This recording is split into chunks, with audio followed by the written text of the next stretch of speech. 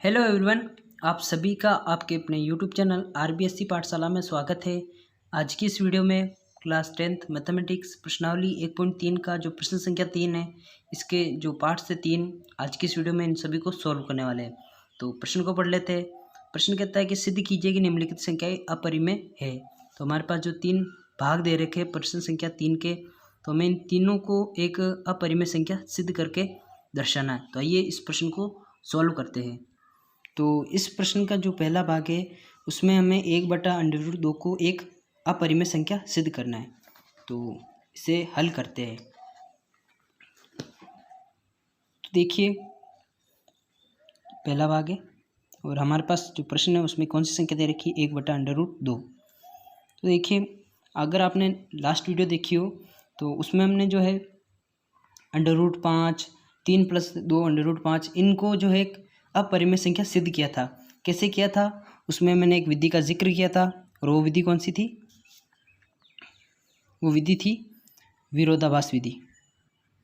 इस विधि से हम क्या करते हैं कि जो हमारे पास प्रश्न दे रखा होता है जिससे कि हमें सिद्ध करना होता है अपरिमेय संख्या, तो हम उस प्रश्न को उल्टा मान लेते हैं और उस प्रश्न में जो हमें अपरिमेय संख्या सिद्ध करना होता है और जो हमें संख्या दे रखी होती है उसको हम परिमेय मान लेते हैं। तो हमें इसको एक अपरिमेय संख्या सिद्ध करना है, लेकिन हम मान लेते हैं, हल में लिखते हैं, तो हम मान लेते हैं कि 1/√2 एक परिमेय संख्या है। तो हमने 1/√2 को एक परिमेय संख्या मान लिया है। कैसे मान लिया? क्योंकि हमने विरोधाभास विधि का यहाँ पर उपयोग किया है। अब 1/√2 एक परिमेय संख्या हमने माना है, तो इसे हम P/Q के रूप में लिख सकते हैं, क्योंकि जिसे हम P/Q के रूप में लिखते हैं उसे ही परिमेय संख्या कहते हैं। और यहाँ पर Q ये जो बराबर नहीं होता है 0, Q का मान यहाँ पर 0 नहीं होता है, पहली विशेषता ये होती है।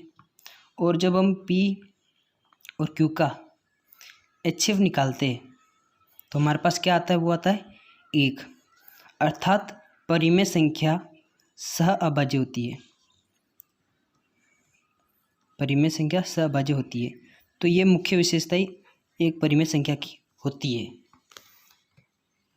अगले चरण में अब देखिए, ये एक परिमेय संख्या है, ये भी एक परिमेय संख्या है। तो मैं 1/√2 को, क्योंकि 1 का तो कोई मतलब नहीं होता, अगर मैं इस 1 को हटा दूँ तो हमारे पास यहाँ पर √2 बच जाता है और यहाँ पर P/Q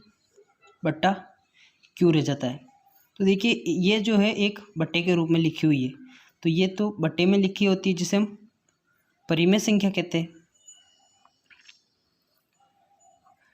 और इधर देखिए, ये है एक √2। तो जिस भी संख्या के ऊपर अंडर लगा होता है तो उसे हम अपरिमेय संख्या कहते हैं। जिस भी संख्या के ऊपर अंडर लगा होता है उसे हम अपरिमेय संख्या कहते हैं। तो ध्यान से देखने पर आपको जो पता चल रहा होगा कि √2 एक अपरिमेय संख्या है। √2 एक अपरिमेय संख्या है। तो यहाँ पर ये जो क्या दर्शाता है कि अपरिमेय संख्या बराबर परिमेय संख्या, ऐसा तो होता ही नहीं है। तो हम यहाँ लिख सकते हैं कि √2 एक अपरिमेय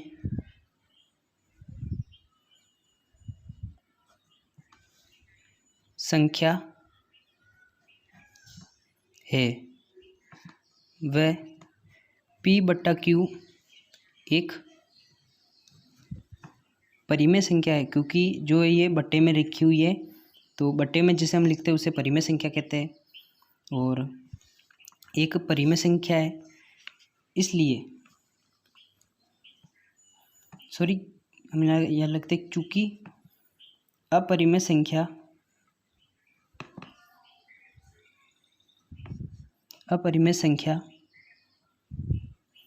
बराबर नहीं होती है परिमेय संख्या।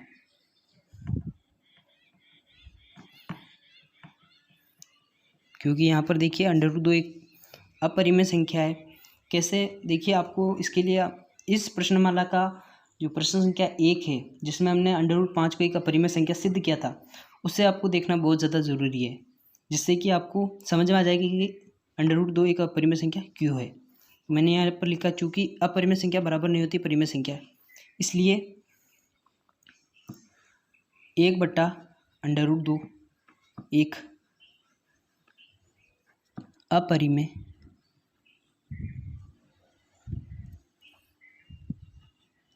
संख्या है। तो हमने यह सिद्ध कर दिया कि 1/2 एक अपरिमेय संख्या है। अब बढ़ते हैं इसके दूसरे भाग की ओर। तो हमें जो दूसरे भाग में 7/5 को एक अपरिमेय संख्या सिद्ध करना है, तो हम विरोधाभास विधि से इस प्रश्न का उल्टा मान लेते हैं और हम मान लेते हैं कि माना 7/5 एक परिमेय संख्या है।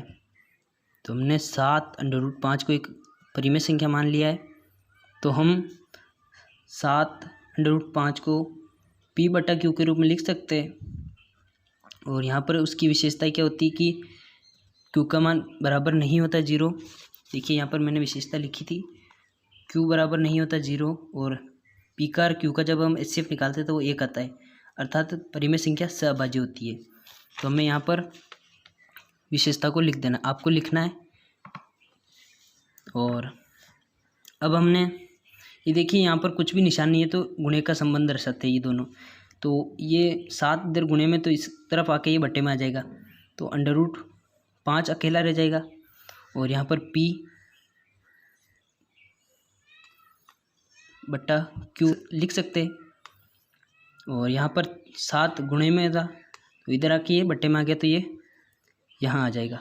तो अब देखिए ये बट्टे में लिखा हुआ है, तो ये एक परिमेय संख्या है, लेकिन √5 को हमने इस प्रश्नमाला का जो पहला प्रश्न है उसमें सिद्ध किया था कि √5 एक अपरिमेय संख्या है। तो हमें यहाँ पर भी उसी लाइन का दोहरान करना है। हमें क्या लिखना है, यहाँ पर √2 है, लेकिन हमें लिखना है √5 एक अपरिमेय संख्या है, वह P/Q 7 एक परिमेय संख्या है।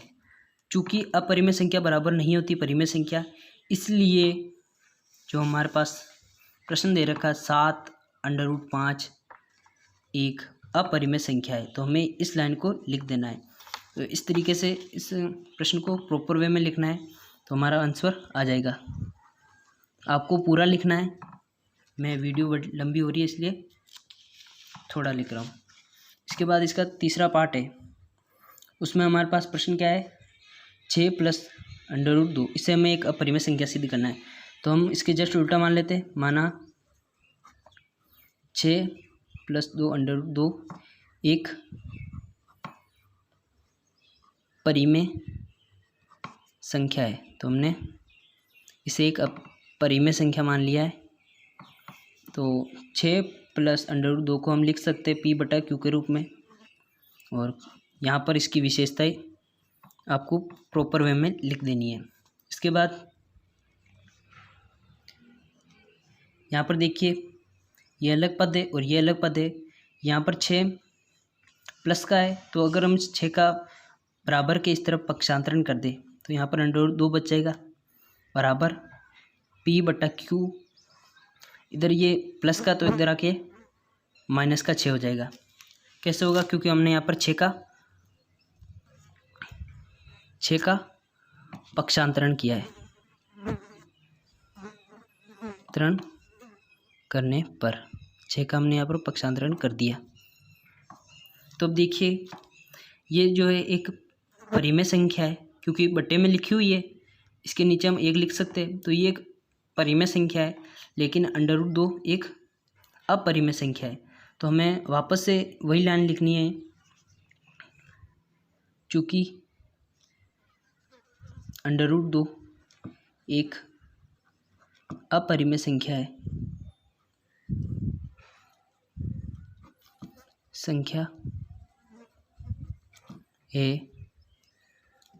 वह P/Q-6 एक परिमेय संख्या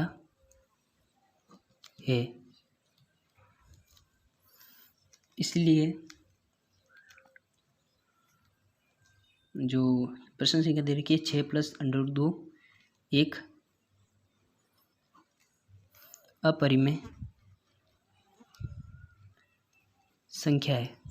तो इस तरीके से अपनी जो प्रश्नावली 1.3 है वो कंप्लीट हो जाती है। आई होप आपको आज का ये वाला वीडियो पसंद आया होगा।